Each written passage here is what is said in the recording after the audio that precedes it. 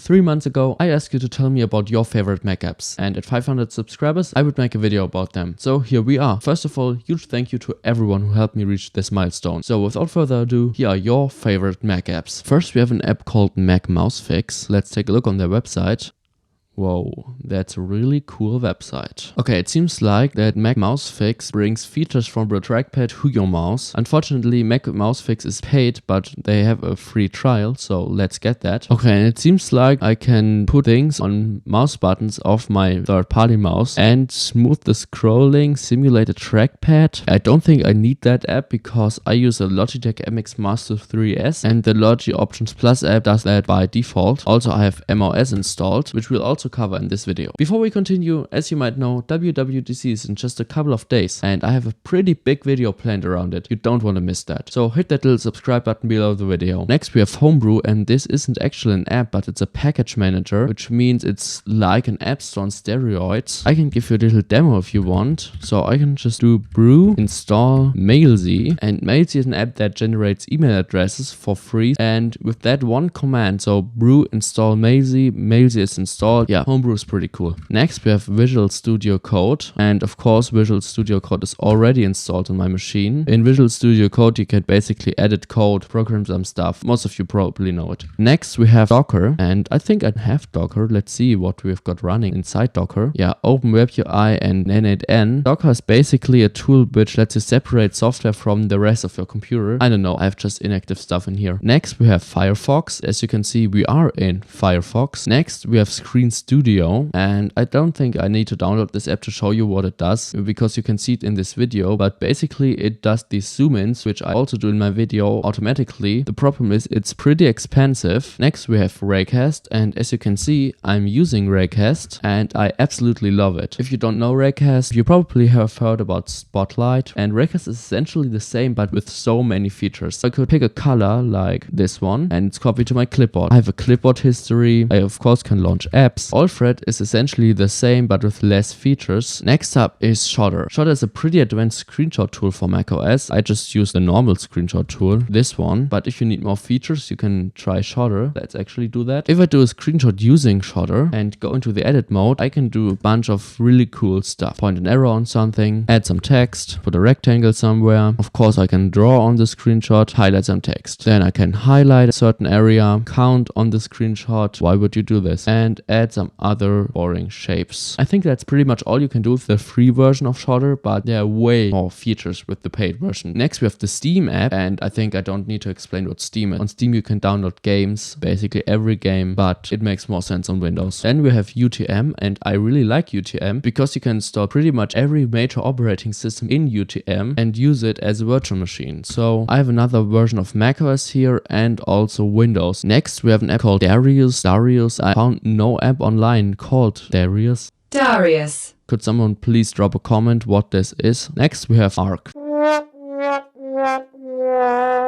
And Arc used to be my browser for quite a while now. I switched over to Xen as my private browser since Arc is no longer actively maintained. Arc is a Chromium based browser with the tabs on the side. It is really customizable and has lots of cool AI features. And we have Minecraft, which is pretty interesting since we are on macOS, but Minecraft is one of the few games that actually run on macOS. And the users submitted docs, and I also found no Mac app called Docs, but I'm sure he just means Google Docs. Next, Rectangle. Rectangle once was a pretty expensive Mac app because it allowed users to put apps on any side of the screen and it just snaps there, but macOS now implemented this natively, so why would you use Rectangle? Then we have Better Touch Tool. Better Touch Tool adds a lot of features to your mouse, trackpad, Steam Deck. Oh, it also added features to your touch bar. I didn't know that. Let's get the free trial so I can show you what I mean. Here we are in Better Touch Tool and I can go to my trackpad and then add a custom gesture. For example, 5-finger tap, and the action is a keyboard shortcut. Let's just do Command W, and if I tap with 5 fingers on my trackpad now, the window closes. Next we have an app called Stats, and I got actually running this in my menu bar right now. So as you can see, it just monitors your system. So my CPU is currently at about 20%, GPU at 30, RAM at 50, SSD at 70. The next app is called Upscale, and it's a paid app with a really cool website. Upscale is a paid app, so we got $9.99 a month, $24.99 a month. But I got a trick for you. I don't think many people know that, but if you open this GitHub link right here, then go to repository repositories and then Upscale, Releases, then you can just download one of these versions of Upscale completely for free without paying $1. I downloaded a picture of an apple in pretty bad quality, and let's try to scale it up with Upscale. So now we are upscaling an image into 4K quality. This will fry my GPU. It's already done. This looks extremely good. Like, this image before was in 240p and now it's 2160p. It looks extremely good. The next step is called Keeping You Awake, and what it does is essentially keep your Mac screen on forever. And as you can see, I have this running in the background, so my screen doesn't turn off during the recording when I'm doing nothing. Pretty good app.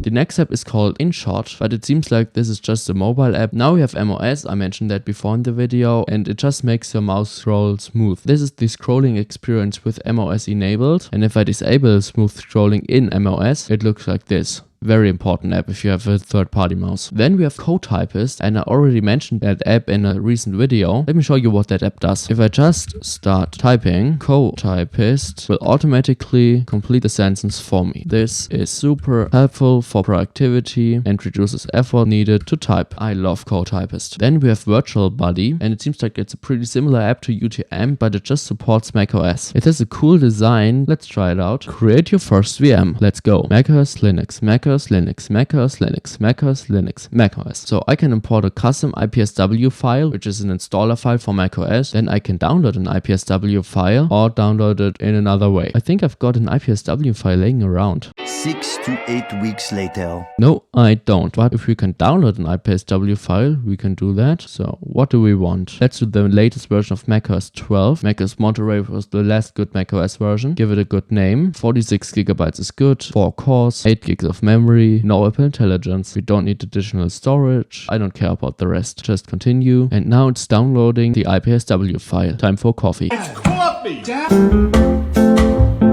Your macOS virtual machine is ready. Back to library. And now I think I've got macOS inside macOS. The next step is called Hyperduct and links from your iOS and Vision OS devices to your Mac. I don't have an iPhone and I don't have an Apple Vision Pro, so I'm sorry. The last step is called LeaderKey, and I actually had this installed on my computer, but I ended up uninstalling it. Let's just reinstall and explore. By the way, with Homebrew, so I can just copy this command, paste it in my terminal.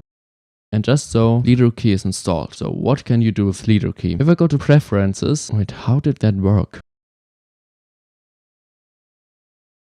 Okay, I completely forgot how to use this app. Basically, you could press a certain keyboard shortcut and then an app launches. And if you press like 2 keyboard shortcuts at the same time, some other app opens. Yeah, LeaderKey did something like that. It basically launched apps. But I'm using Raycast. Raycast. And these were your favorite Mac apps. And from now on, you can send me your computer's desktop, and at 1000 subscribers, I will rate all of them. Link is in the description. Get out. Dad.